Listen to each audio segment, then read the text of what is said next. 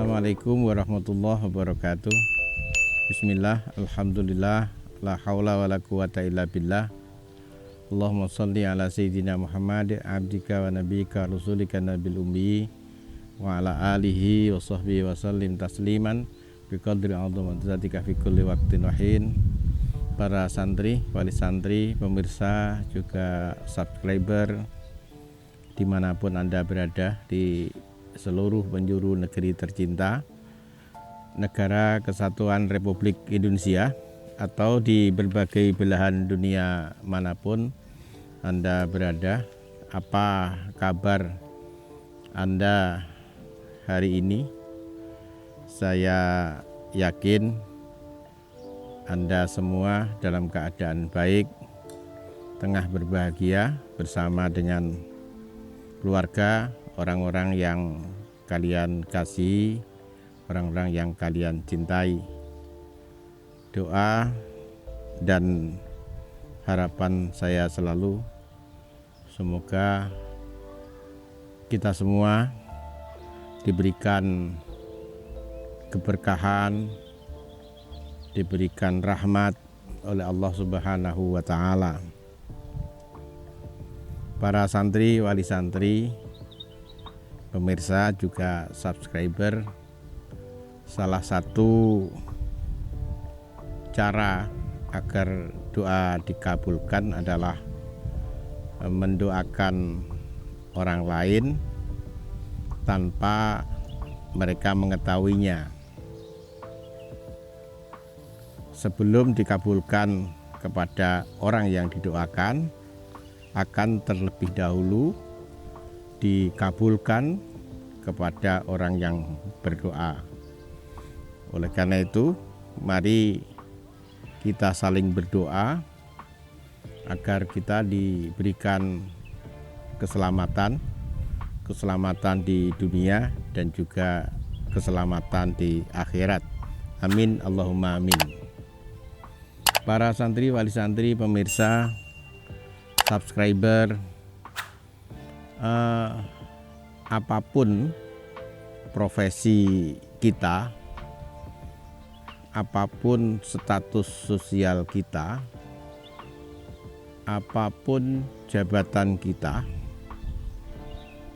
selalu akan menemui suka dan duka.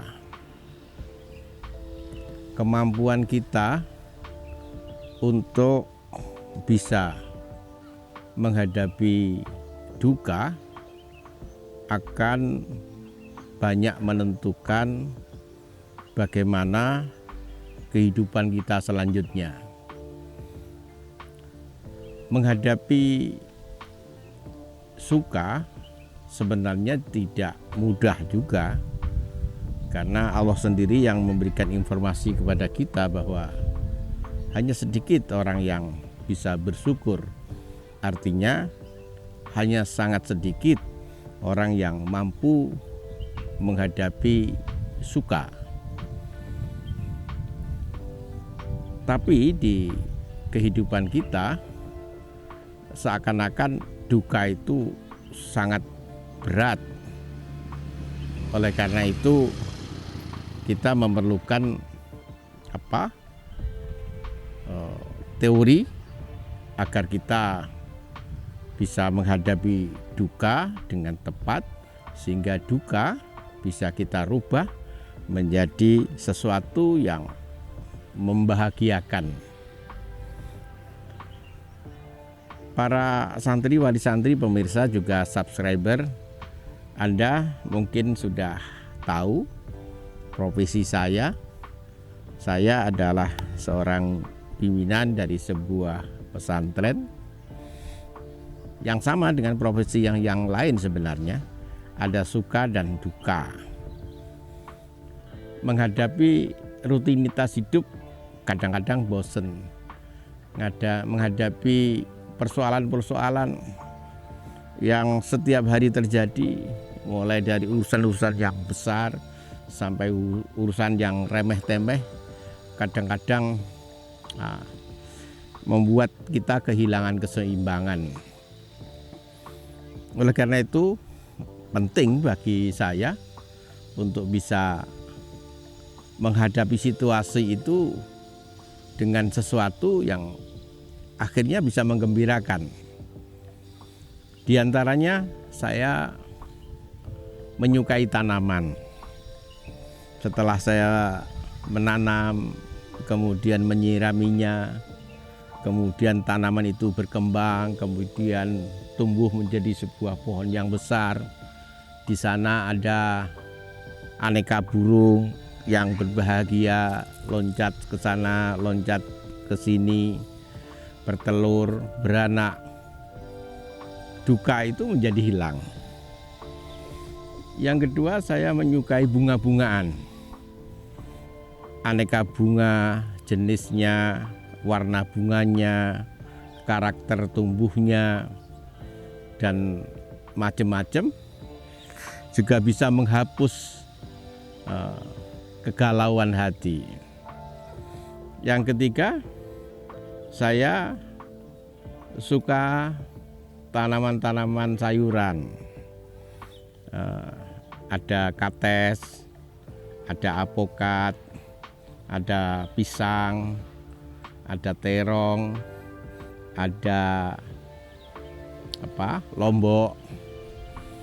Nah, saya bisa berbahagia dengan itu.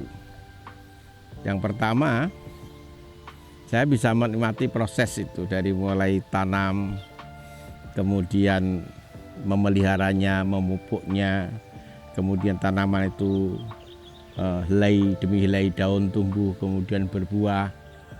Itu prosesnya itu bisa saya nikmati, dan ketika saya memeliharanya, saya bisa merasakan kegembiraan tumbuhan itu, dan itu menular, menginspirasi pada saya untuk juga bisa berbahagia.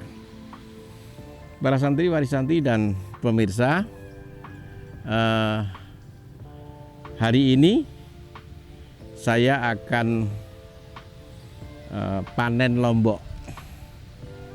Ini tanah pesantren yang beberapa bulan yang lalu masih menjadi tanah yang penuh semak belukar, kemudian diolah, kemudian ditanami aneka sayuran dan aneka buah-buahan termasuk apokat, pisang, kates yang mulai tumbuh.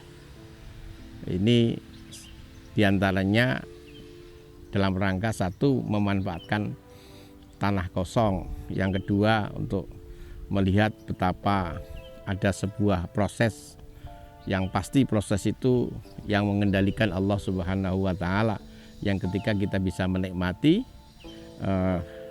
pemandangan yang sebenarnya sederhana, tapi bagi saya sendiri kegembiraan dan menghilangkan duka yang seringkali menimpa kita karena banyaknya masalah yang kita hadapi. Baik, mari kita petik kates ini.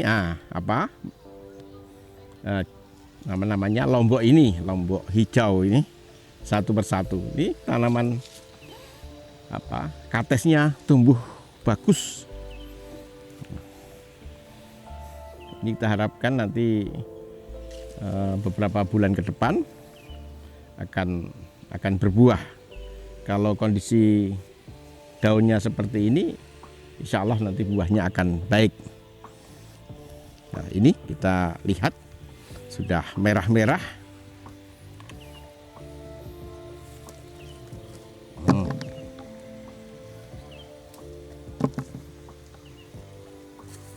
Nah, ini bisa dilihat sangat luar biasa ini.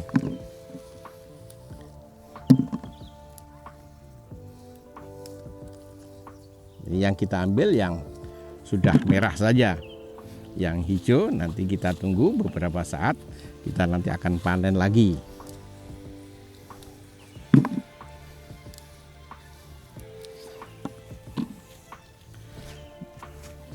Karena kemarin mungkin kita belum panen, banyak diantaranya yang sudah jatuh ke bawah.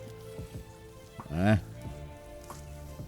memang kelihatannya sederhana, tapi sampai kepada buah merah semacam ini dan tumbuh bagus semacam ini, ada sebuah proses yang mesti kita jalani dengan telaten dan penuh cinta kasih. Walaupun tumbuhan sebenarnya juga bisa merasakan kasih sayang orang yang memeliharanya. Kalau kita menyayanginya, menyiangi dari rumput-rumput, kemudian menyiraminya, memupuknya, maka buah ini juga, tanaman ini juga akan memberikan sesuatu. Sebaliknya kalau kita mengabaikannya, membiarkannya rumput-rumput liar mengganggu, maka tanaman ini juga akan tidak bisa tumbuh dengan baik dan akhirnya tidak bisa memberikan buah secara sempurna.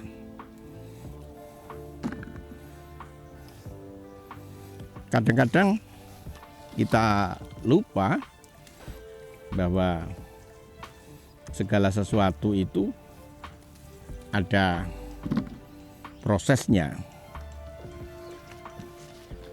Budaya mie instan kadang-kadang merubah cara berpikir kita. Menit ini kita menanam, menit berikutnya kita panen.